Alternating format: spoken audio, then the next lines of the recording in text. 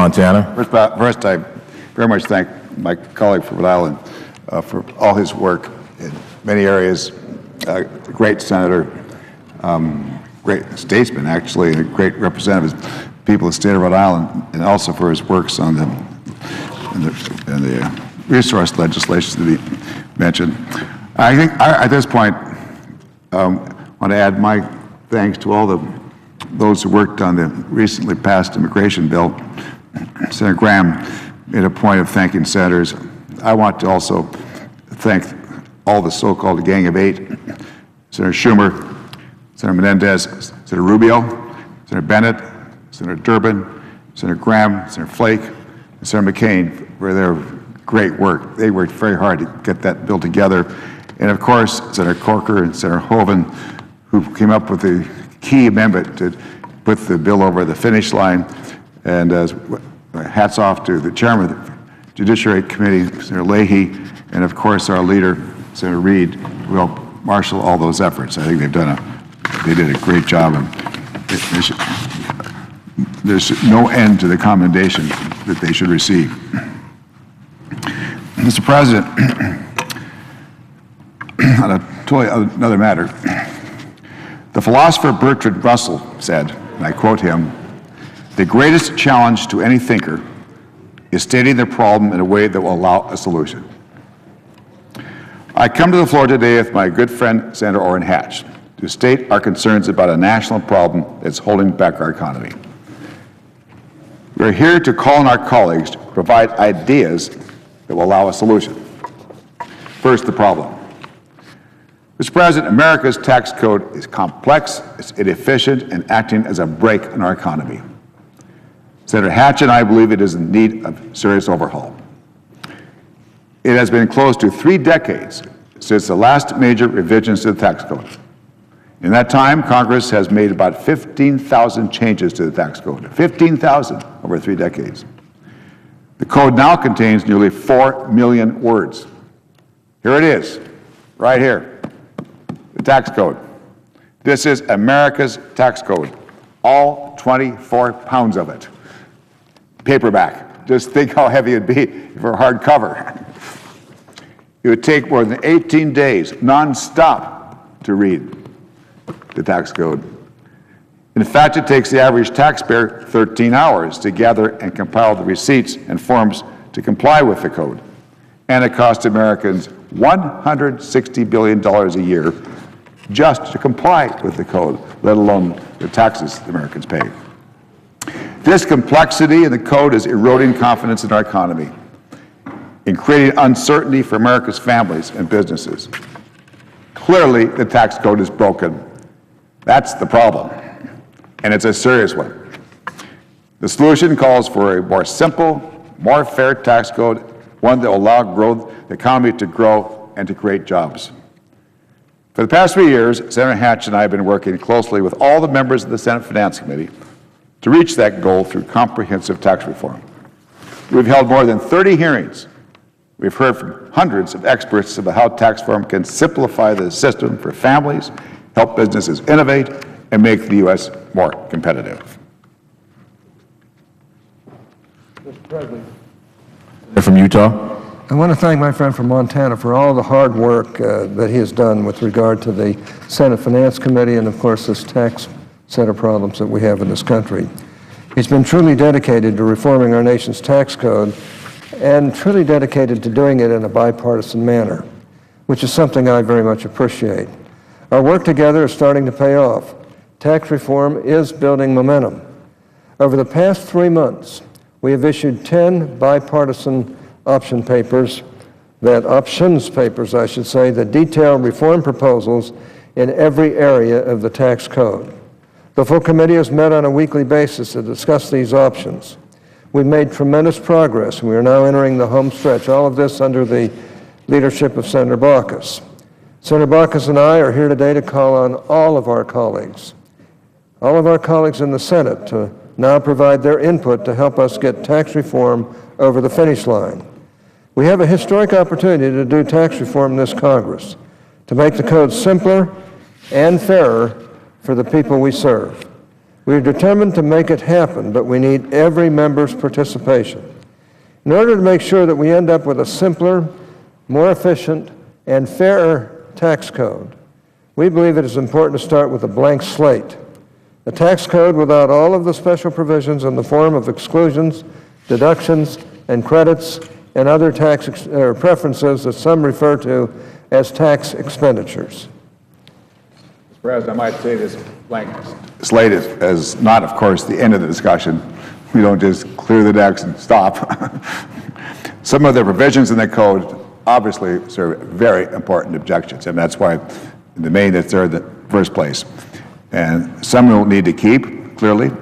Why? To make sure the tax code is at least as progressive after tax reform as it is today. And I want to emphasize that this approach is just a starting point. It's not a proposal. This is just a good, fair, balanced way, a good faith way, including all members of the Senate to get started. And we believe it's going to lead to a solution, kind of the way that Bertrand Russell suggested. You got to state the problem the way it's going to lead to a solution. We think this is a good way to get to that solution. Mr. President, indeed, we both believe that some existing tax expenditures should be preserved in some form. But the tax code is also littered with preferences for special interests. To make sure that we clear out all the unproductive provisions and simplify the tax code, we plan to operate from an assumption that all special provisions are out unless there is clear evidence that they, number one, help grow the economy, number two, help make the tax code fairer, or number three, effectively promote other important policy objectives. Now that we have a blank slate, we're asking all senators, that's all senators, senators on the committee, senators off the committee, to submit detailed legislative proposals.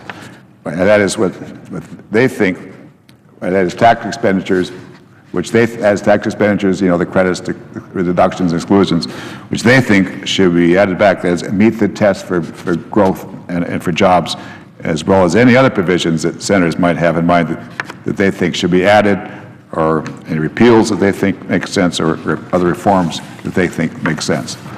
In order to help guide our colleagues' submissions, we've released some rough estimates that the Joint Committee on Taxation and our staff's been working on. These estimates show how much the rates would rise, for example, if we add back tax expenditures and keep the current level of progressivity compared to a blank slate. And we put this out today. Why? Because we wanted everybody to know that there's a trade-off involved. That is, when you keep tax expenditures, there's going to be an increase in rates, certainly compared with what otherwise would start with. And the more tax expenditures there are, the less revenue there is for rate reduction and deficit reduction, and the more complicated our tax code will end up being. We're giving senators 1 month to send us their submissions. We will give preference to bipartisan proposals. This input will make up the foundation of the committee's tax reform proposal. We want to ensure that the bipartisan bill we introduce has broad input and buy-in from across the Senate. We can't let comprehensive tax reform get bogged down in politics. Only a bipartisan bill can become law. We also need to remember this is not just about tax expenditures. There's much more to it than just confining our discussion to tax expenditures, because at its core, tax reform means making the tax code more fair, easier to deal with for families all across our country. And there are a lot of loopholes, on the other hand, in the code that we should get rid of. People who can afford fancy tax advisors shouldn't be able to take advantage of loopholes that regular Americans don't have available to them. And as chairman and ranking member of the committee, we are determined to complete tax reform this Congress. We cannot afford to be complacent. Improving the tax code provides a great opportunity to spark economic growth, to really create jobs and make United States businesses more competitive. I might add at this point, Mr. President, other countries are modernizing their code, and we're going to be left in the dust if we don't modernize ours. So we need to hear from our colleagues as to what provisions they think can help us reach those goals. I have a great partner in this mission, my good friend Senator Hatch, and I'll keep communicating and working with the administration and the Senate leadership, move the ball forward, because working together, we can get this done. I believe strongly that nothing of consequence ever happens around here. One person tries to accomplish something alone on his behalf or her behalf. Rather, matters of consequence are accomplished when people work together. And we clearly want matter of consequence to pass here, and we will do so by working together. Mr. President, it is a privilege to work with Senator Baucus, our chairman, on improving the tax code, on updating it for the 21st century. This provides a great opportunity to give families certainty, spark economic growth, create jobs, and make the United States businesses more competitive. If it's done right, it can really provide America with a real shot in the arm. My friend from Montana began this discussion with a quote, and I feel it only appropriate to conclude with one as well. Abraham Lincoln said, quote, "Determine the thing that can and shall be done, and then we shall find the way," unquote. We are determined to craft a fairer and simpler tax code. Working together, I think we can find the way. And I want to compliment the distinguished senator from Montana for the work he's already done, for the work the committee's already done, the hearings we've held, the meetings we've held on these options papers, and for his general zeal in leading the charge here on this question of shall we or shall we not reform our tax code. If you look at that stack of tax code books that stood this high, you realize that it's time to simplify that doggone mess. And I think we can do it, but it's going to take a bipartisan effort. It's going to take all of us working closely. It's going to take everybody on the Finance Committee doing the things that it really takes to bring tax reform alive. In 1986, it took 3 years to get the 86 bill done. I don't think we have 3 years. I think we're going to have to do it now, or it won't be done. So I just want to personally express my admiration and friendship for the distinguished senator from Montana. I intend to help him every step of the way.